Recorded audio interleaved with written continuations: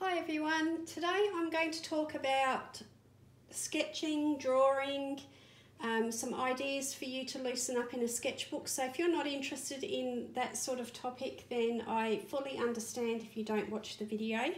However, I've got my friend Jackie in mind here. She wanted to see some sketchbooks that I have shared in the past, and we can't work out which video that I may have shared it in. So I don't know if these are the right ones. Jackie, you'll have to let me know, but I want to talk about this subject anyway, so now it's as good a time as any. So I've got a range of sketchbooks here. You may have watched me a little while ago when I bought the Gansai Tambi watercolour paints. So I pre-prepared some pages and showed some sketchbooks then, so it's a bit of a follow-on from that. Also, I just want to say that this is following hot on the tails of a video that Coloured by Maya recently uploaded, where she talked about her sketchbooks. And I don't want to ride on your coattails, Maya, but this is just something that I've been putting off doing. And when Jackie asked about the sketchbooks, I hope that this will answer her question as well. So I'm going to put Maya's details in the description box. If you're interested in drawing and sketching and art, go check out Maya's video, because she shares her sketchbooks and she's very experimental in her sketchbooks. So I want to focus on something particular here. Also, if you are watching Joe, this might be something that might be suitable for Georgia. And anyone else who've got children or grandchildren, it might be something that you want to do with them, and you just tailor it more to a child's perspective. But to get started, I'm going to show you some sketchbooks. And I'm going to start with this one first.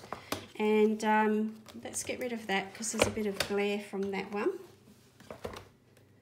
So this particular one, I'm just going to zoom in a little bit. This little one is quite old. I've had it quite a few years now. I used to create original art myself. I used to draw and paint with watercolour, and I used to exhibit work, and I took some commissions and sold work. And I had a period of time where I really lost my way with confidence. Something happened, and I just really lost a lot of confidence in what I was doing. And I also decided that at the same time we had downsized our house, and I was lacking a lot of space for storing art materials and paintings and, you know, big things, because art can take up a lot of space. And so I turned to sketchbooks. Now, some people use sketchbooks as a art form in itself, where they share beautifully curated pages and beautiful journals and so on. Other people use them very much for experimental learning and drawing, and if they are creative in other ways like sculpture or painting or illustration, whatever, their sketchbooks are a working tool where they work things out, they experiment, and a bit of a hold all for all their ideas and so on. This one kind of doesn't fall into any of that. It's more of maybe a journal type, art journal type approach. What I did was collect words, quotes, sayings, anything that resonated with me at the time. Because when I created this, I was going through the early stages of, it's not full-blown insomnia, but I have a lot of trouble sleeping. And back in the beginning, when I couldn't sleep, I would get up and I would doodle and write in, you know, my journals and sketchbooks. It was also a period of self-development, a lot of thinking, trying to sort of come to some sort of self-awareness, so a very personal time. But I found it very useful to save these quotes and things, and they would prompt me thinking, and I had another journal where I would actually do all my writing. So what I would do in this particular journal was I would write down the quotes or words, and sometimes I would write them well in advance, and then I would come back and start to doodle and colour and so on afterwards. So I might have a book where I had all these things written out, and then when I couldn't sleep, I'd get up and I'd start doing all these doodles. So a lot of my doodles used to start out as very much freehand mini mandalas, where I would do repetitive patterns and so on and shapes, but never precise, because my plan was that I would just use an ordinary black fine liner pen and I'd work directly in ink, no pencil work to rub out, because that taught me to accept whatever happened. I had to accept it. And around this time too, you know, trying to let go of perfectionism was a very big thing as well. So this forced me to work loosely, to accept whatever happened. And sometimes I would copy little things that I saw that took my attention. Other times it was just totally random. And then I would later come back with alcohol marker and put alcohol marker or water-based marker, but this one is mostly alcohol marker, I think. And it's a place to play with colour as well. So this was very much before I was doing adult colouring. So this was my creative sort of outlet.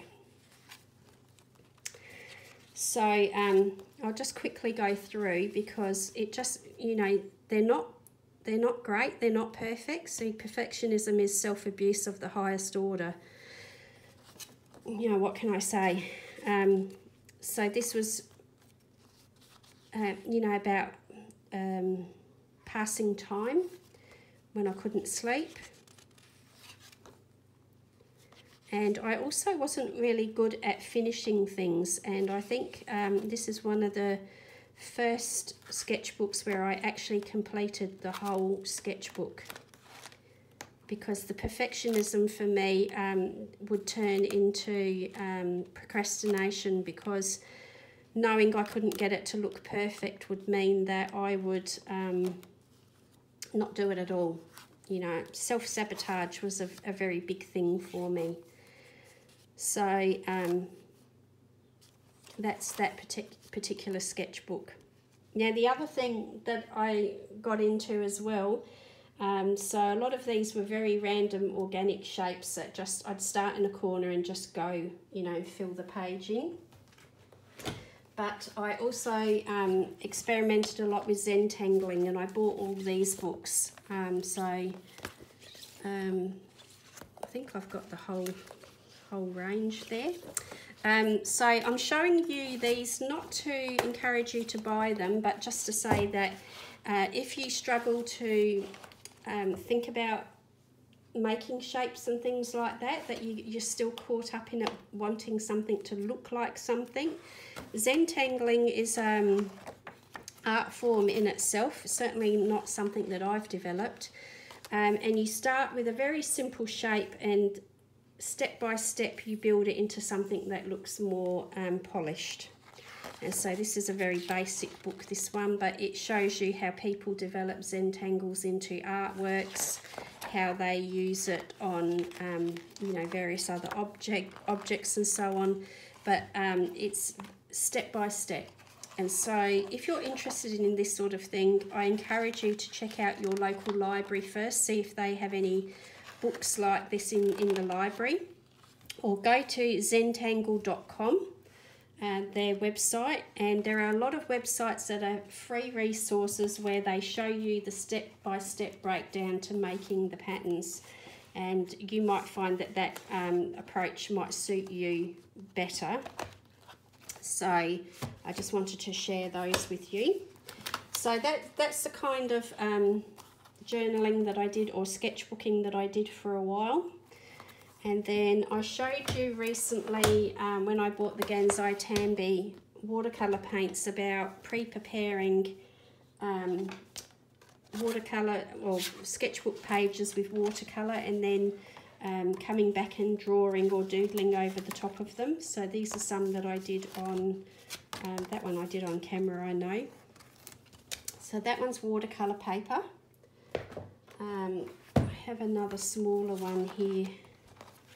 This one is watercolour paper as well, and I tried alcohol marker on it and didn't like it with the texture. But I also pre-prepared some pages with watercolour and then came and drew over the top of them or doodled over the top of the watercolour. So you do the colour first and then the doodle last, right? Whereas the first book I showed you was the doodle first and then colour it in afterwards. So I'm not sure if this is the book you were thinking about, Jackie, but let me know if I've managed to show you the right things or not. And then also I showed you how to use, you know, watercolour washes, and then you can use like a circle template, and I did circles and then filled in, you know, with, that is actually acrylic marker. So that started quite formal, and then I went off and did, you know, some hand-drawn stuff. So this is playing with neurographic art, which I want to show you a little bit more of. I might do a demo on that page for you. And then I've got this particular book here. This is like a current book that I'm drawing in. I like to collect quotes still that inspire me in some way. And this is at the front of the book. I'm going to be working through the Pot Manga, How to Draw Pot Manga by Camilla Derrico, but I haven't got very far. All I've done is a few random sketches so far. And I also went onto the internet and was looking at manga or manga, I don't know how to pronounce it, but facial proportions, and made some notes. So this is how some people use their sketchbook. It's really about experimental note keeping and trying things out and so on. So I'm just going to come back out as far as I can. And then in the back of the book is where I started to play a little bit with the neurographic art. So another thing I do is if I can't find anything to draw or I'm stumped, I've got no inspiration, I draw art materials. Everybody's got pens and pencils around. You could do, you know, forks, spoons, anything you've got collections of. Like I'm thinking I might do a page with crochet hooks and scissors and craft supplies and that sort of thing. You know, you can focus on just things that you've got around the house. And then I saw this thing about neurographic art and started trying these little bits here. This is something that I had already done myself. This is something that I've done for quite some time with my sort of random doodling. So you can see there's a bit of a difference between them, but I'll talk about that a bit more as I go along. So here I did the neurographic art style and then moved outwards to doing my own sort of thing with it. But I found it quite addictive, and I was listening to podcasts and an audio book, and I just sat with a pen and did these scribbles and just kept going and going and going. So I'm going to show you a little bit about this style. I don't do probably the way that, you know, the true neurographic art style, but I'll show you what I do, and then you can always go and look up neurographic art for yourself. This one I just put my hand down first, drew around my hand, and then went off and did the squiggles afterwards. Here I was playing about with different line weights, so using a marker and then a fine liner, just, you know, looking at the different lines that you can make. And then I started thinking, instead of a big thing like that, I started to break it down into shapes and then filled the shapes in. And then I was trying to get the shapes to follow through from, you know, this square to that one and so on. I'll, you know, explain that maybe a little bit more. Again, a hand, and then just went off with that. Then I thought, well, I can start putting colour onto these things as well, colour backgrounds. A little bit of doodling. I think I'd written something personal here that I didn't want anyone to see, but I didn't want to rip the page out. So if that, sometimes I do that, I get thoughts out onto paper and then I glue the pages together so people can't actually read what I've written, but it's still there. Just drawing things that were around. This was around Christmas. That was little ornament on the tree, for example. Here I was looking at is the fine liner pen that I was using, was it waterproof, and I was just, you know, doing that, little notes, and that's how a lot of people treat sketchbooks. And then having a go here with drawing whimsical animals. This particular book is Draw 62 Animals by Terry Runyon. Again, I highly recommend, before you spend money on art books, go to your library, see if they have it, look through it, make sure you want it before you invest your money. If you can do that, then sometimes that has saved me money, because when I've actually looked at a book in person and I haven't wanted it, you know, it's been a good thing. So this particular book looks at simple shapes, how to turn them into animals, and how to, you know, build up characters and so on, but it's all animals. So that was a little bit of that there. And this particular page, starting to look at the whimsical animals and bears. This was a Skillshare course that I did by Lisa Glanz, Glanz. She's on Instagram as well. So that was a little bit of that, and a little bit of doodling there. So I'm just going to show you, I'll show you firstly on here, do a little bit of a demo. So I hope, Jackie, that this is what you were referring to, and if not, I'm sorry, but we can't seem to work out what it is that Jackie was referring to. But so I'm going to show you, I'm using an Ohuhu art marker, and then I'll show you a little bit with pens. But use whatever you've got. Don't go out buying new stuff. Just use, you know, use what you've got to hand. So I like to put a bit of a border around things, because I just do. That's my thing. And this paper is a little bit bumpy and, you know, crinkly because it's had water on it. It's watercolour paper, but it's still coming up a bit. So, and it's got a very rough surface. So neurographic art, I can't tell you all the legit, you know, real meaning of it all, because I haven't gone into it that deeply, but if you're interested, I suggest you Google it. But basically you start off just making lines, and random lines. You go from border to border. Don't stop your line part way through. You want to do it random. Don't think about it. Just do it very much without thinking, and just make sure that lines intersect. You need intersecting lines. So random is really hard sometimes, because there's part of you that just wants to, you know, make something that looks like something, but we're not necessarily wanting it to look like anything. It's to be random. And then all you do is where the lines intersect, you just put little corners on, take the corners off, sorry. You just fill in with a little rounding off of the corners, and that is all you do. And even up here where it meets the edges, just, you know, round it off. You don't want any 90-degree angles. You just want it all rounded.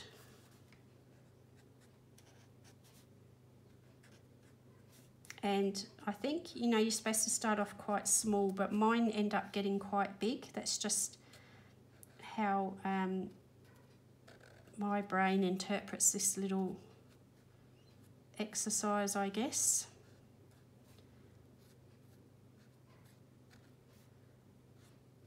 And when you're not on a video to explain it to people, if you're sitting in a quiet room, it's quite meditative, because all you're hearing is the pen on the paper.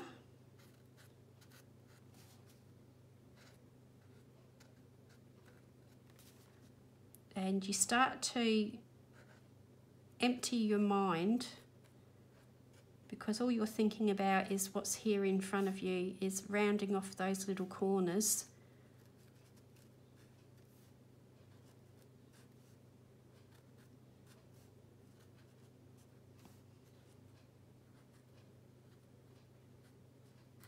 Now you can do this on a page like this that you've prepared earlier, going over the top of a wash. So if you've done any watercolour washes trying out your materials and then you feel like you're wasting your paper and you don't know what to do with it, this is something that you can do with it. Or you can do this onto a completely white piece of paper and add some colours later. Okay, so that's a very, very simple one. There's not a lot happening in it. Then you can come back and you can do secondary lines. So, you know, where you can see that there's not a lot happening, you can come in and make sure that you do intersecting lines. And what I started doing, which is not strictly speaking how the neurographic art works, but I started putting circles around things. You know, like I started to think about, oh, how would this look if I add this here? Because that's how my brain, you know, my brain goes. Everybody will be different. But where you've got those again, you just go back and you start rounding off corners.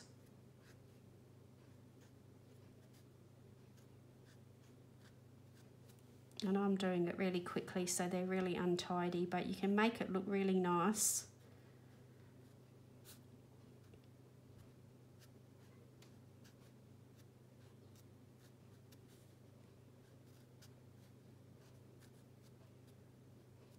And that's all you do. And you just keep going until you think, okay, I'm done. I don't feel like I need to do anything else. And that was totally intentional, that one ended up in the middle of that watercolour bloom there, which is quite interesting. It's all completely random, but then you'll start to see things that you really like. Or you might decide that, you know, perhaps you've see a shape that you really like and you might decide that you want to colour that in.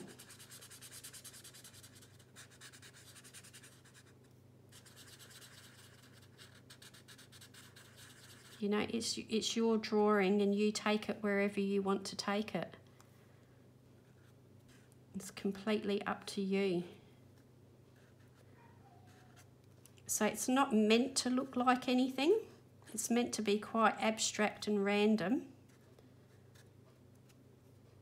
It's just about, you know, seeing what comes out of it when you let your mind go. What can happen. And then if you want to, you can maybe start to play around with some smaller types of pens. This is a bit difficult on the watercolour paper because it's very bumpy. But maybe you can start filling in some, you know, areas where you see a shape that you like. You might decide that you want to start filling in the area somehow.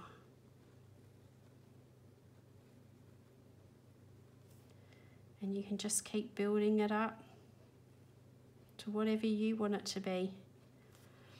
And then you just, you know, always thinking when you've got intersecting lines that you just come back and you round those off. That's really the only thing I think you need to remember about it. And you don't even have to do that if you don't want to, but that is my understanding, you know, from the neurographic art, that's what you do. So you can start to really, you know, make it your own.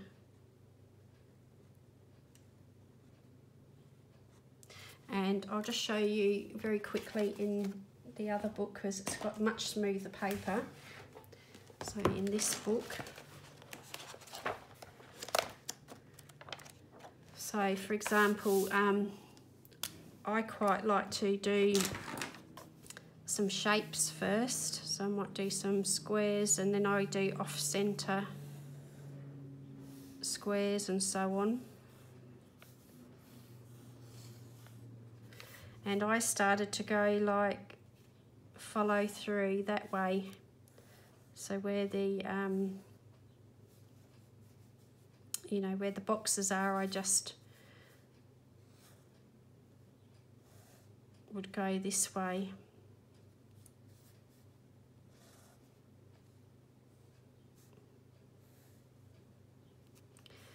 And that was just a different way to look at doing it. But you always want to go to the edges. You know, you don't want to just have a line end in the middle of nowhere. You have to go to the edges. And then again, you know, you might want to approach it this way where you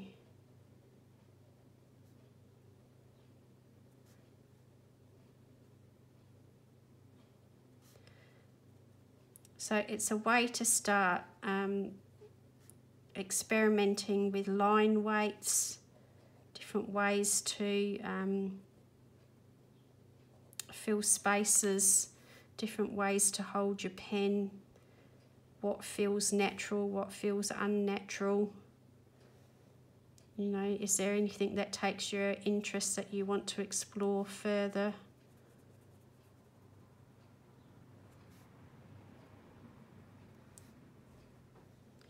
And then, you know, I started off wanting to do quite regular lines, and then I get to the point where that bores me, and then all this random organic wiggly lines takes my interest much more.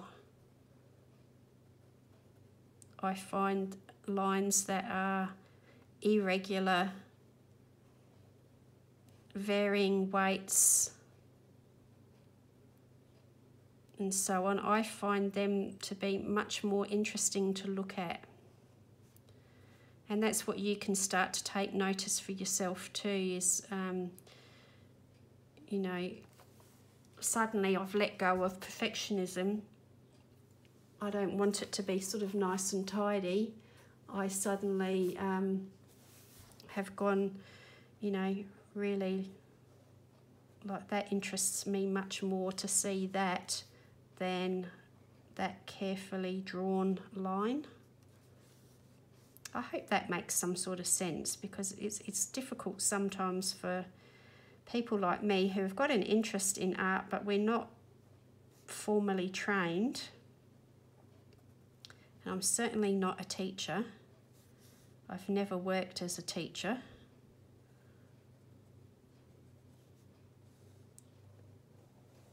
And you just, you know, you keep at it until you build up something you like. So you can also play with, so if you're a perfectionist, you might want all your lines to be, you know, careful and regular. If you take notice of your hand, I start to get a death grip on my pen, and my hand doesn't move very freely. It's very stiff. But if I start to do organic lines, I've got a really loose grip on the pen. I don't care if it starts to get jumpy and scratchy. You know, I start to actually use my whole wrist. I might start using my whole arm. And then suddenly I realise that, okay, playing with my pen in this manner is far more enjoyable to me than working this way. So I need to let go of wanting things to look perfect and embrace that things can look imperfect and organic, and that has its place as well. You know, so then you can start playing with heavier lines versus lighter lines, and you can start with all sorts of patterns and filling things in and so on. So I hope that that helps you in some way to think about how you might use a sketchbook. It might help you if you've done any sort of watercolour washes on watercolour paper and you feel like you've wasted it, then you know, you can fill in a page somehow like that. Your pages don't all have to be you know, a recognisable thing. It's quite valid to have a play and just do squiggles and, you know, enjoy texture and so on. You know, have the freedom in your sketchbook to do whatever you like. So some people do have lovely sketchbooks where they have every page looks like a work of art in itself, but personally I've come to embrace these sorts of sketchbooks where you know, I can just do whatever I want, and I don't have to share this with anyone if I don't want to. You know, it's entirely up to me whether I do that or not. So if you've got any questions about this, let me know. I will put in the description box the Zentangle website and also Neurographic, how to look that up. Yeah, so I hope that's been useful to somebody. And Jackie, if I haven't covered what you were interested in still, let me know. And because I can't work out which sketchbooks you're actually referring to, so do let me know. All right, everyone, take care. Have fun with your colouring or your drawing or whatever you're going to do, and I'll see you again really soon. Bye now.